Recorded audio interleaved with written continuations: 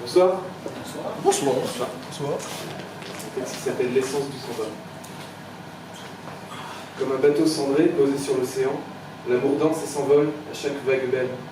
Sous l'écume des cieux s'essouffle un vieil amant qui cherchait dans son vol la divine étincelle.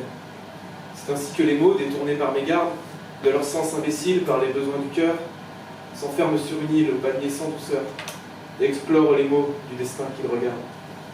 Les rimes sont sonores et s'agencent sans gloire, dans un rythme trop plein dont les pas sont comptés.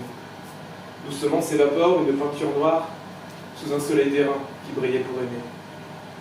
Combien d'années faut-il pour pouvoir oublier la seconde infinie d'un moment sans retour, où le choix fut facile entre quelques sentiers, un pour chaque agonie, mais un seul pour toujours.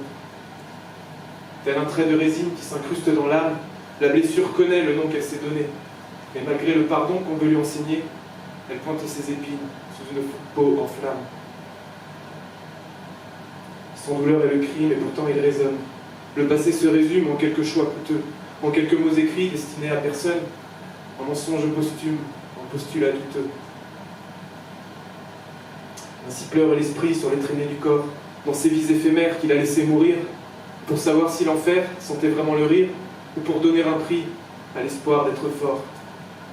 Il suffit de chanter, nous disent les plus sages, et trouver l'harmonie de sa voix et du temps.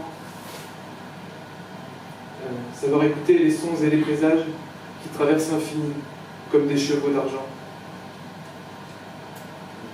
Ainsi sera sa joie, bien avant qu'il ne meure, par son sang et la loi pour un présent meilleur. L'équilibre d'un roi sur un trône sans heure retournera les mois du côté de l'ardeur.